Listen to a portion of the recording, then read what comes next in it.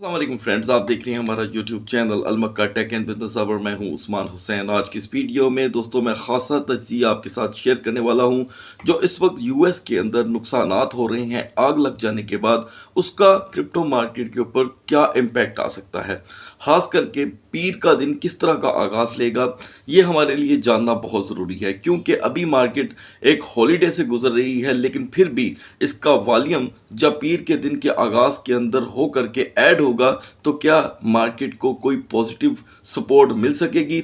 ये हमारी बहुत सी कम्युनिटी का समझ लें हमसे सवाल था कि उस्मान भाई, आपने बहुत बार ये चीज़ बताई है कि यूएस की जो स्टॉक मार्केट है वो ऑलरेडी डिस्टर्ब है, तो क्या क्रिप्टो मार्केट या गोल्ड मार्केट के इसके ऊपर इसका कोई इम्पैक्ट आने वाला है।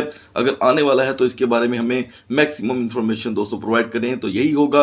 उसके बाद दोस्तों हम मार्केट का रुख इख्तियार करेंगे और मैक्सिमम जो पॉसिबिलिटीज़ हैं वो मैं आपके साथ शेयर करने वाला हूं। तो दोस्तों आपने क्या करना है, ऐसे में वीडियो को करना है लाइक, चैनल को करना है सब्सक्राइब। अगर आप चाहते हैं कि आने वाले दिनों में आपसे हमारी किसी भी एक वीडियो का नोटिफिकेशन मिलता हो तो बेल आइकन के बटन के साथ साथ ऑल के बटन को भी क्लिक कर दीजिएगा। तो दोस्तों, कुदरती आफतें जिस मुल्क में भी आती हैं वक्ती तौर के लिए उनकी इकोनॉमी हिल के रह जाती है, चाहे वो दुनिया की कोई भी बड़ी ताकत हो।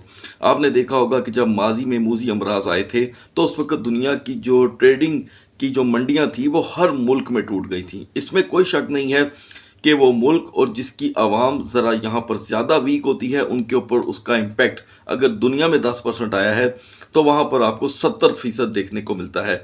तो ये जो तरक्की पजीर मुल्क होते हैं, जो अंडर द प्रोसेस चल रहे होते हैं और उनका प्रोसेस कितना लंबा है ये कोई नहीं जानता, उनमें ये प्रॉब्लम देखने को मिलती है। लेकिन बड़े ममालिक जिनकी इकॉनमी ऑलरेडी स्ट्रॉन्ग हो चुकी है उनके पास बाकायदा तौर पे बैक एंड में ऐसे इंतज़ामात करने की पूरी ताकत मौजूद होती है। जैसे कि हम यहाँ पर मिसाल दे देते हैं यूएस की, और उसके बाद हम देखेंगे चाइना को, इंग्लैंड को या यूरोप को।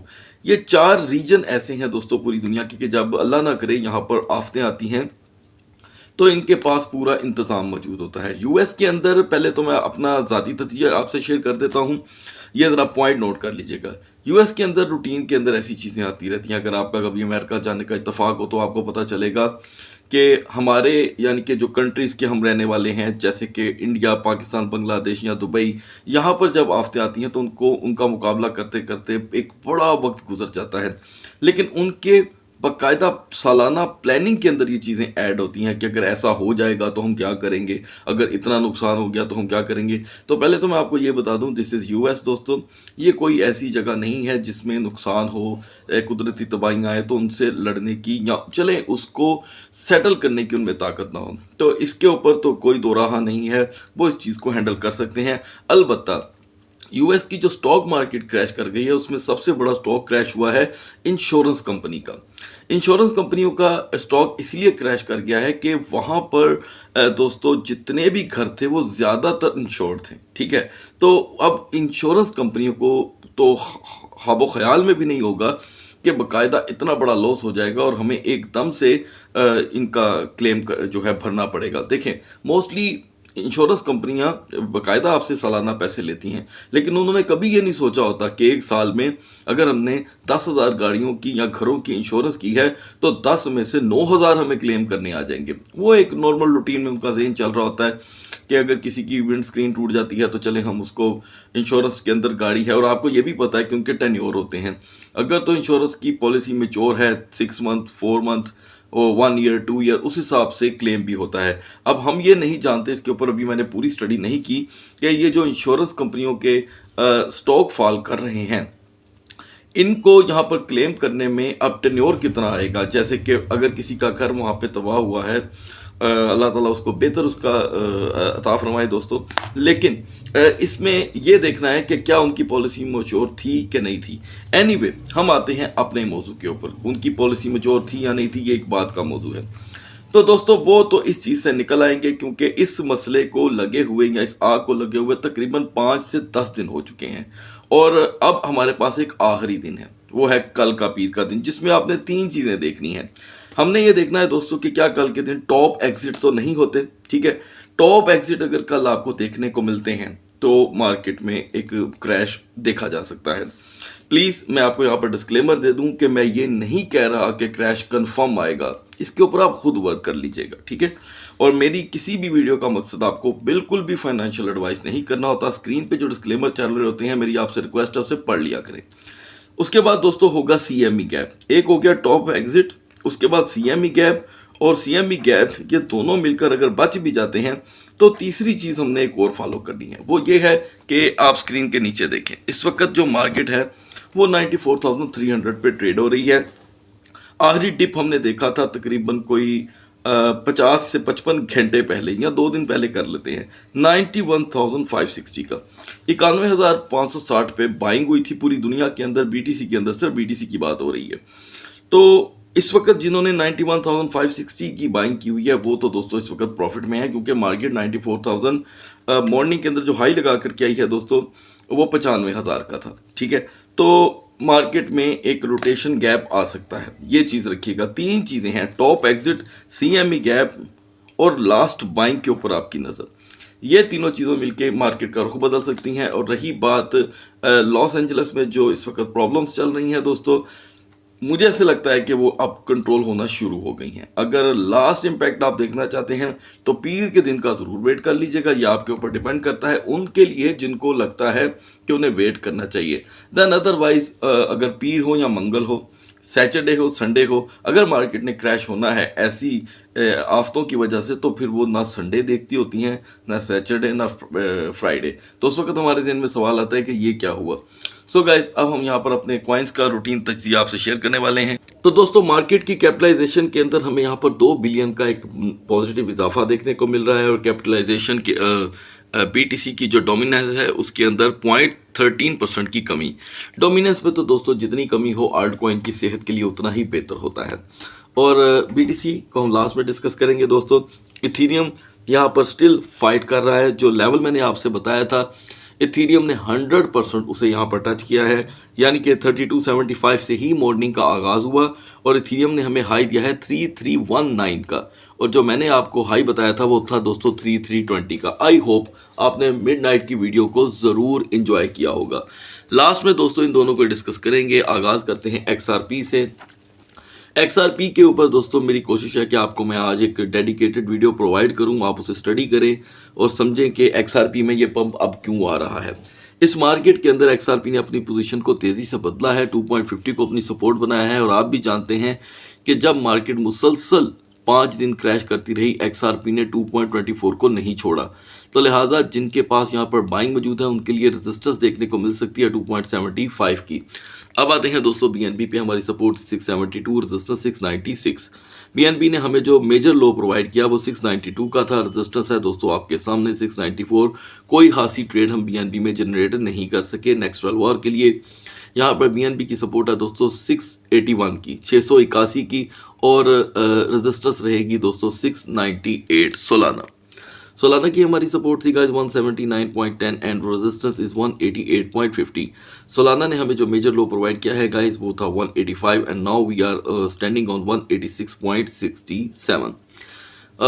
दोस्तों ये लिटरली काफ़ी टाइट ट्रेड थी। हमने ज़्यादा से ज़्यादा $2.25 की इसमें अर्निंग की है, लेकिन ये भी पॉसिबल नहीं है क्योंकि एक्सपर्ट होकर ही ये ट्रेड निकलती है। लेकिन जिस तरह हम मोस्टली मक्खन की तरह इसमें से ट्रेड निकालते होते हैं वो हमें देखने को नहीं मिली। सिर्फ इसकी एक बड़ी वजह है कि आज संडे है, लेकिन ये ज़्यादा देर तक नहीं रहेगा।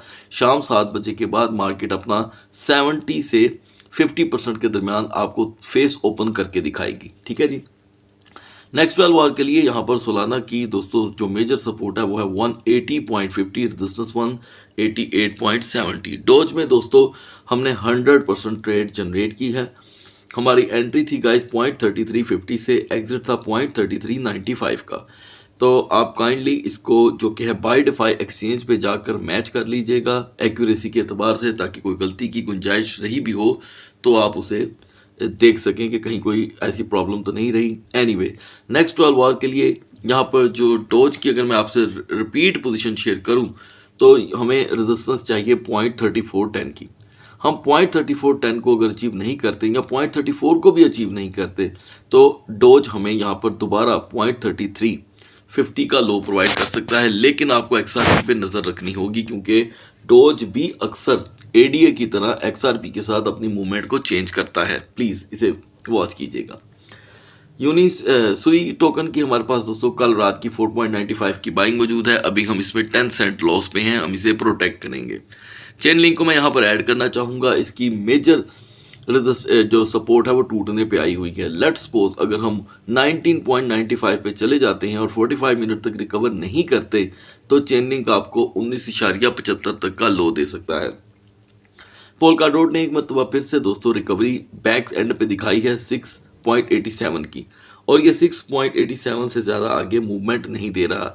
अभी आज के दिन आप डोज को शॉर्ट ट्रेड के लिए यूटिलाइज कर सकते हैं, लेकिन कहाँ से, यानी कि 6.88 6.90 एक एंट्री जोन होगी और वहाँ से आप इसमें 15 सेंट की शॉर्ट ट्रेड ले सकते हैं, यानी कि 6.75 इसका यहाँ पर शॉर्टर लेवल रहेगा। अब आते हैं BGP पे। तो दोस्तों BGP का हमारा पहले तो सपोर्ट ट्रेडर के लिए एक टारगेट था 6.90 से $7 का। BGP ने हमें यहाँ पर लो प्रोवाइड किया 7.11 का। आई थिंक आपकी एंट्री नहीं हो पाई होगी। उसके बाद आपको अपडेट किया गया था कि आप BGP में शॉर्ट की ट्रेड करेंगे इसके पीक के बाद। पीक इसने यहाँ पर प्रोवाइड किया दोस्तों 7.48 का, ठीक है, और 15 सेंट की मैंने आपसे शॉर्ट ट्रेड की बात की थी। 7.48 के हाई के बाद हम आपके सामने खड़े हैं दोस्तों 7.31 7.32 पे। 100% हमारी ये ट्रेड कंप्लीट हुई है। नेक्स्ट 12 आवर के लिए यहाँ पर BGP हमें 7.15 से 7.45 के दरमियान अपनी रोटेशन प्रोवाइड करेगा। यूनिस्वैप की हमारी सपोर्ट थी 13.45, रजिस्टर 13.90। यूनी ने यहाँ पर हमें जो मेजर लो प्रोवाइड किया है वो 13.60 का था दोस्तों, और अनफॉर्चुनेटली 5 सेंट एक्स्ट्रा होने की वजह से हम इसे भी यूटिलाइज नहीं कर सके। आप जानते हैं कि संडे को अक्सर ऐसा हो जाता है, सो डोंट पैनिक। अभी स्टिल मैं अपनी सपोर्ट को यहाँ पर चेंज नहीं कर सकता। 13.45 में बहुत पोटेंशियल है और रजिस्टेंस अभी भी 13.85 से 90 के दरमियान हमें देखने को मिलेगी। नियर को अभी मैंने खुद दोस्तों इग्नोर रखा हुआ है, मैं जल्द इसको हमारे एनालिसिस में ऐड करूँगा। APT की हमारी 9.05 पे एक पोजीशन थी 20 सेंट लो की। APT ने हमें यहाँ पर जो मेजर लो प्रोवाइड किया है दोस्तों वो है 8.90 का। हमने APT में सिर्फ 20 सेंट का लो देखा है। अभी भी APT अगर नेक्स्ट 15 मिनट की 3 कैंडल का वेट करने के बाद $9 में एंटर नहीं होता तो ये आपको 20 सेंट का एक डिप दिखा सकता है। नाउ रेंडर की हमारी न्यू पोजीशन थी दोस्तों 6.90 से $7, और रेंडर कल रात से लेकर अब तक दोस्तों टूट रहा है। अलबत्ता कल का जो हाई था 7.53, उसके बाद इसने अपने आप को थोड़ा सा स्ट्रॉन्ग किया है, लेकिन मैं अभी भी $7 के अलावा किसी को भी इसकी सपोर्ट नहीं मानता। ये किसी भी वक्त आपको यहाँ से 7.10 का तो एक नॉर्मल लो प्रोवाइड कर सकता है। टाओ का हमारा टारगेट ऑन रहेगा, बिल्कुल ऑन रहेगा, वही जो मैं आपसे शेयर करता हूँ 415 का। नाउ आर्बिट्रम में दोस्तों हमारी एंट्री थी 0.7280 की, एग्जिट था 0.7380 का। हमने 100% ये ट्रेड जनरेट की है और आर्बिट्रम ने हमें मेजर हाई प्रोवाइड किया था 0.7600 का, लेकिन ये इसे अब कंटिन्यू नहीं कर पा रहा। लिहाजा आर्बिट्रम की यहाँ पर सपोर्ट है 0.7310। ये सपोर्ट 45 मिनट कंप्लीट करके आपको 0.7380 तक की यहाँ पर ट्रेड जनरेट करवा देगा। नाउ ईना 0.8810 से हमने 0.9150 की यहाँ पर दोस्तों ट्रेड जनरेट करनी थी, और ईना यहाँ पर 0.8940 से नीचे नहीं जा सका और अभी मज़ीद लो हो रहा है, तो हम इस टारगेट को रिकंटिन्यू करेंगे। ठीक है जी, 0.8810 पे हमारी यहाँ पर जो कि है एंट्री हमें एक अच्छी ट्रेड दे सकती है। उसके बाद दोस्तों बोंक के हवाले से बहुत से दोस्तों के सवाल थे कि दूसरी एंट्री उस्मान भाई बता दें। अभी बोंक की दूसरी एंट्री नहीं बनती। नाउ गाइस मूव में भी हमारी बहुत ही अच्छी ट्रेड रही दोस्तों। 0.9470 पर हमने इसमें एंट्री करनी थी, जो हमारी एंट्री हुई है, और हमारा एग्जिट था 0.9410 का। आपके सामने है दोस्तों मूव इस वक्त 0.8900 पे आ चुका है, तो ये एक ही सेशन के अंदर एक बड़ा डिप काउंट होता है। नेक्स्ट 12 आवर के लिए यहाँ पर 0.8910 इसकी रेजिस्टेंस है दोस्तों। अगर हम इस रेजिस्टेंस को यहाँ पर कंटिन्यू नहीं करते तो ये फिर से आपको 0.8850 का एक नॉर्मल लो प्रोवाइड कर देगा। वर्चुअल दोस्तों हमारे एनालिसिस के अंदर बिल्कुल नहीं है, लेकिन मैं देख रहा हूँ कि वर्चुअल मुसलसल अपने प्राइस को यहाँ पर फॉल कर रहा है। अब आते हैं काया पे गाइस। काया की हमारी यहाँ पर एंट्री जोन थी 0.2130 की, ठीक है जी, और एग्जिट था हमारा 0.2090 का। तो यहाँ पर मैं देख रहा हूँ गाइस कि काया में हमारी एंट्री हो चुकी हुई है, हम आ रहे हैं एग्जिट की तरफ। तो कोशिश करें कि आप 0.2105 पे भी लो मिल जाए तो आप एग्जिट कर लीजिएगा। उसके बाद इसकी जो फ्रेश जोन बन रही है वो यही है 0.2110। 0.2110 के लिए हमारा यहाँ पर जो कि है फ्यूचर की पोजीशन जो बनती है वो सिर्फ शॉर्ट की है, यानी कि आप 0.2050 को यहाँ पर शॉर्ट में यूटिलाइज कर लेंगे। अगर आप पिछले टारगेट को भी कंटिन्यू करना चाहेंगे तो इट्स नॉट बैड डिसीजन। पढ़ते हैं इथीरियम और बीटीसी के कैंडल चार्ट की तरफ। So guys now we are on the chart of BTC. Bitcoin में दोस्तों जो टोटल रोटेशन हमने देखी है वो सिर्फ और सिर्फ $700-800 की थी, और आपको बताया गया था कि बीटीसी की जो वीकर जोन है वो है 94,650। इससे दिन का आगाज होता है तो मार्केट जो है वो हमें दोबारा डाउन साइड पे ले आएगी, लिहाजा ऐसा ही हुआ और मार्केट जो है वो 95,000 से आगे जा ही नहीं सकी। ठीक है, अब नेक्स्ट 12 आवर के लिए, क्योंकि संडे को अगर मार्केट क्लोजिंग लेवल वीक पे हुआ हो तो संडे काफ़ी ज़्यादा यहाँ पर आपको फेडअप भी कर देता है वक्ती तौर के लिए। लेकिन हम गलती करेंगे कि अगर हम अपनी नज़र मार्केट से हटाएंगे। यहाँ पर हम देख रहे हैं दोस्तों दूसरा दिन, सैटरडे भी वैसा था, संडे भी वैसा है, और बिहाइंड द स्क्रीन यहाँ पे तकरीबन 36 और हो चुके हैं कि बीटीसी यहाँ पर दोस्तों स्टक है। तो 94,000 को फ्लैटली मैं वीकर जोन ही कंसीडर कर रहा हूँ, अभी भी यही करूँगा। हमारा ओवरस्टे सेकंड ट्रेडिंग सेशन तक का आगाज़ हमें 93,200 93,100 का लो दे सकता है, 93,100 200। रिकवरी के लिए सबसे पहले स्टिल हमें 94,690 की ही ज़रूरत है।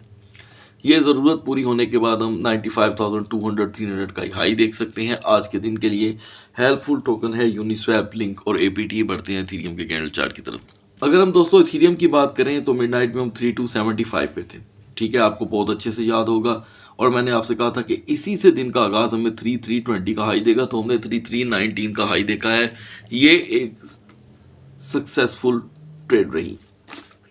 उसके बाद से लेके अब तक दोस्तों इथीरियम कुल मिला करके यहाँ पर $69 क्रैश कर चुका है, और आज की जो हम मेजर कैंडल देख रहे हैं वो भी बेरिश है और हेल्दी होती चली जा रही है। बिहाइंड द स्क्रीन अगर तीसरी कैंडल भी यही बन जाती है तो आप आसानी से 3220 का लो देखेंगे। तो हम खड़े हैं दोस्तों इस वक्त इथीरियम के एतबार से एक वीकर जोन पे, 3250 फिलहाल इसकी वीकर जोन है। ओवरस्टे यानी कि नेक्स्ट 45 मिनट और डेंजर हो जाएंगे, और सेकंड ट्रेडिंग सेशन तो बस एंड ही हो जाएगा। यही लेवल आपको 3210 3220 का लो प्रोवाइड कर सकता है। रिकवरी के लिए 3270 3280 की ज़रूरत दोबारा ज़्यादा से ज़्यादा 3330 का हाई प्रोवाइड कर सकती हैं, या 3310 का भी हेल्पफुल टोकन है हमारे लिए। सुई, बीजीपी और ऑन्डू। अगली वीडियो तक अल्लाह हाफिज़।